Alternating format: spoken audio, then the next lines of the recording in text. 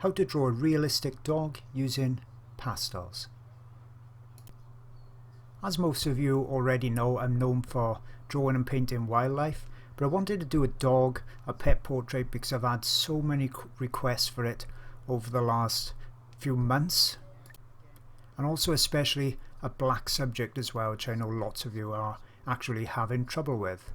The other question I get asked very frequently is about pan pastels. I know lots of you are interested in that. This video over on my Patreon channel is a couple of hours long, so I go into all the real details. You get to see virtually every pencil and pastel stroke I make, but on this YouTube video I wanted to concentrate on the pan pastel section. So now I've done that basic stage, just move on to the pans. So the pans are compressed pastel in these plastic containers. I've got just a sheet of normal white printer paper there. If I want to mix anything, so we can mix colours together a little bit with the pans, I can do it on there. It also helps me to work out how much I'm actually putting on these tools. So I don't want to put too heavy a layer here. The real reason I'm doing this is to show myself easily where all these darks are going to be, where the browns are going to be, and building kind of a solid layer that I can then add more pastel on top of, and then finally build the detail with the pencils on top of that again. But obviously you can, if you so wish, want to do a whole painting in pan pastels. You won't be able to get the same amount of detail, especially when you're working quite small, such as this puppy portrait, but you can certainly do a fantastic drawing or painting, whatever you want to call it, using just the pans themselves.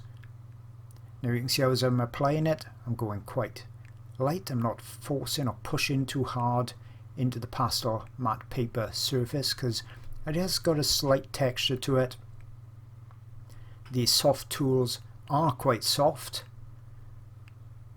and the harder you push into the pastel matte surface, the quicker you're going to start wearing out the surface of those tools. You can see as well as I'm applying it, I'm going in that fur growth direction. So the way the fur and the hairs are lying, that's the direction I'm going in. I'm not too worried at all about all little colour changes. All of those are going to be adjusted and detailed on top of this layer. And if you've seen any of my oil painting videos, you'll know that I do virtually the same thing but using oils. So I still do this underpainting technique. So there's nothing complicated about this, as you can see. So I'm just going to speed this video up so you can watch as I'm blocking this in a bit faster, because the whole drawing took me around about, I think, 3.5 hours to complete, and I want to spend a lot more time in real time showing you all how I start to build up the layers and put the details on top.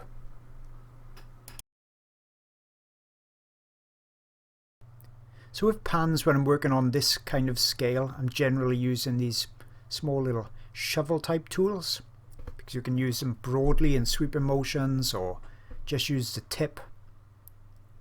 Obviously pastel matte is an abrasive surface, so they will wear out, and if you're finding they're wearing out too quickly for you, then the other soft tools that are more of a sponge, I particularly like the one that's shaped like a finger. I use that frequently. It lasts a much longer time. It really holds up well on the pastel matte paper, and I actually just squeeze the sponge together to get a smaller edge, or you can actually use the sharp edge on those type of tools for the detail. But I wanted to show using these more of these little shovel type of tools, so you can see how I'm getting fur texture even at these early stages. They really are very, very versatile.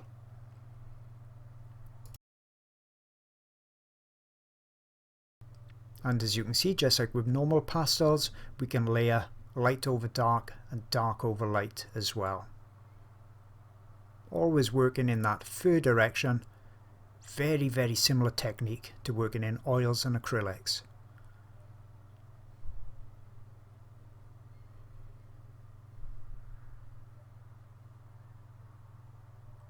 And there I'm just mixing another colour together on that piece of paper, because we can blend colours together to make slightly different hues and colours as well.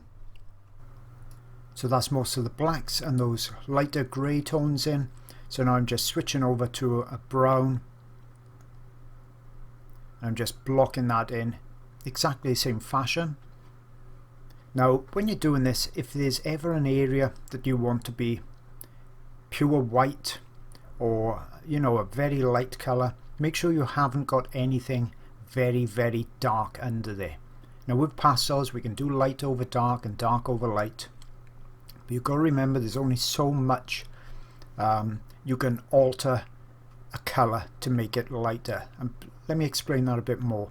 If we've got, at an extreme example, black underneath an area we want to be pure white, whenever we're trying to put that pure white on, we're going to be lifting some of that black or mixing in some of that black that's already down there. So you're never going to get a pure white back on top of it. So if you want a pure white, make sure you leave that area unpainted or no pastel on there, or put the pure white down straight away on there. That's going to allow you to keep that pigment pure. But if you've got an area, say the top of the head, where it needs to be kind of a lighter grey, you could in theory put your dark black on there, and you can alter or lighten an area quite dramatically and drastically in pastel by overlaying.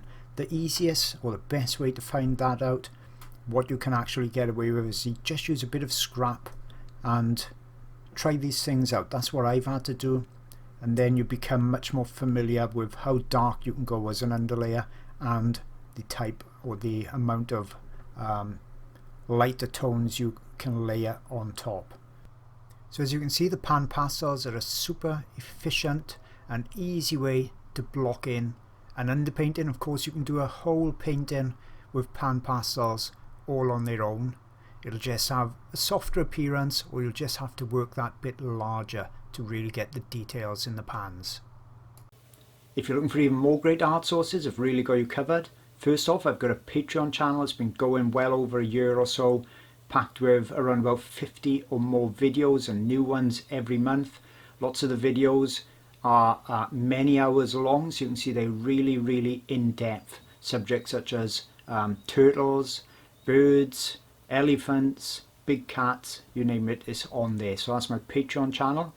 And also on that Patreon channel, before I go on to something else, I've got a secret Facebook group. So only the members are actually on there. It's the most supportive and friendly Facebook group that I've ever seen. I know I'm biased, but it really is. We've got 400 or 500 members on there, and they all help each other. So that's a great added bonus. That comes free with it. Also, you get line art every month as well. And we've just designed a brand new companion website for it. So if you've joined other Patrons and channels and you found it very difficult to navigate around, we got this free website that comes with it. All the videos are now just a single click away. It couldn't be any easier than it is. I've also got my site, jasonmorgan.co.uk, lots of tutorial videos, DVD discs and downloads on there. And if you're struggling for reference photos for your art projects, I've got some of those too. I've got 900 plus on my website, wildlifeart-online.com, and they will be copyright free for you, so you can paint and draw from them and sell your work with no copyright worries whatsoever. So hope you like those extra resources, and I'll see you all again real soon.